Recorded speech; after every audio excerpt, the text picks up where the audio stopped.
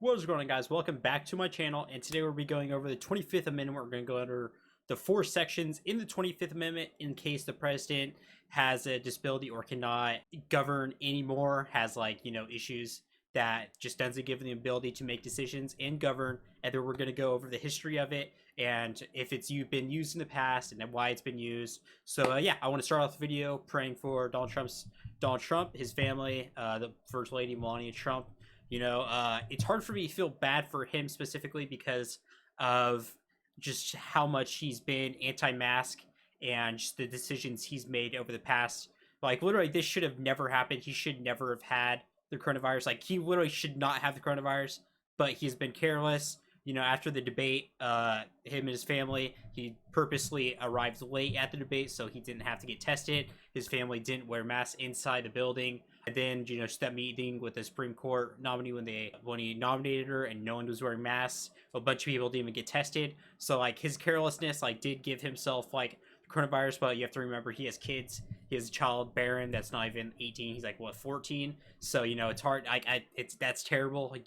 I don't want to wish death on anyone. I do hope a speedy recovery. And today it seems like he is feeling better. He's tweeted already twice. So yeah. So we're gonna go over section 1. So section 1 states, in case of the removal of the president from office or his death or his resignation, the vice president shall become president. That's section 1 of the 25th Amendment. And then next in line after vice president is Nancy Pelosi, Speaker of the House, which that's the only Democrat in line. After that, there's 5 more Republicans that would gain power if she were to not be able to govern after Mike Pence, the vice president. So section 2 is, whenever there's a vacancy in the office of the vice president, the president shall nominate vice president who shall take office upon confirmation by a majority vote of both houses of Congress. So that's interesting. Both houses of Congress, since the House of Representatives is a Democratic majority, and then the Senate, it would be easy whoever they nominate because that's a Republican majority. So yeah, that would be interesting.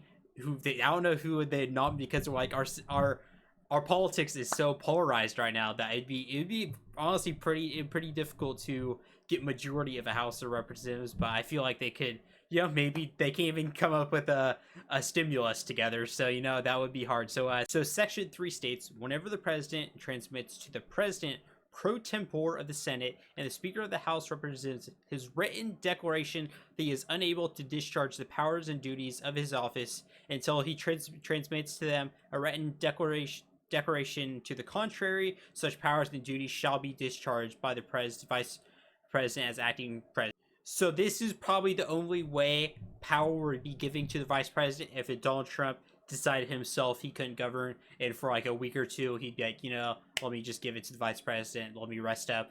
This is, I see, the only way of it actually happening, unless the president passed away, because they try, from my understanding of the coronavirus, they don't really use ventilators anymore. Ventilators were, I've seen studies saying that ventilators actually caused a lot of deaths early on. They didn't really understand the coronavirus, and they hooked a lot of people up to ventilators and actually had a defect against people. So I see the only way other than him passing away is him giving up the duties of office. But by today's update, it seems like he's doing better. But it was very confusing the way the doctor stated everything. He refused to say if he's been on oxygen, but it came out 2 hours later that he was on oxygen. So it's very, and he wouldn't give up he wouldn't tell us how high Donald Trump's fever was. So it's very weird. So section 4 is, whenever the vice president and majority of either the principal officers of the executive departments of such other body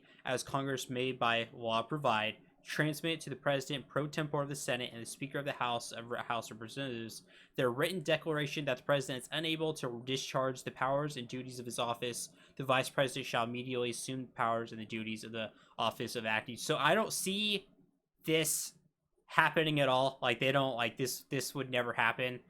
They would not do this. The only way of this them is him passing away, or section 3 of him saying that he's given up. There's no way section 4 would happen. I just don't see it.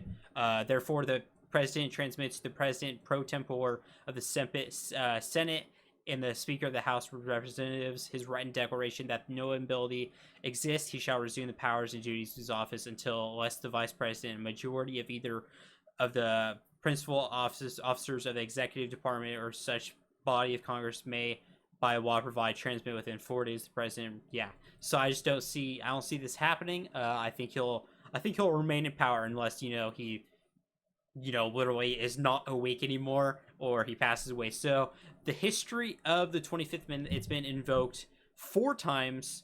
I believe actually, yeah, 5 times. He did. Yeah, that's why I thought George W. did it 2 times. So in 1973, Spiro Agnew became the vice president to resign due to a scandal after being charged with political corruption. The 25th Amendment required then President Richard Nixon to nominate a new vice president so this one's like a sickness. It was just, political corruption. He didn't Gerald Ford, and we know the rest with Richard Nixon. So in 1974, the 25th Amendment compelled Vice President Gerald Ford to become.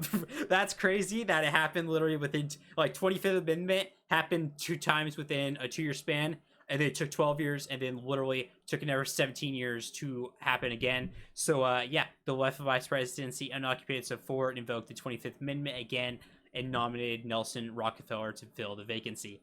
And then President Ronald Reagan used the 25th Amendment to transfer power to Vice President George H.W. Bush while he underwent surgery for colon cancer, which is very interesting. I thought, my understanding was that he actually used it to when he was shot, but I guess even when he was shot, he didn't.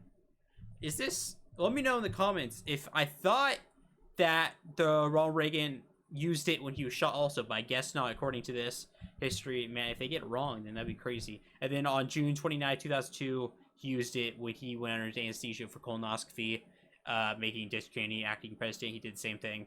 So it's just basic routine. Anesthesia, they have to. Whenever a president goes under, then it'll happen. But I don't see Trump it happening unless he goes under or he decides himself he cannot govern, which I doubt. So yeah, that's going to do it, everyone. Enjoy the video. Let me know on the Ronald Reagan thing. And yeah, everyone enjoy. If you're new to the channel, shuffle subscribe button, click the like button. Let me know what you guys want to see next in the comment section below. Everyone has a great day, and I'll see you in the next video.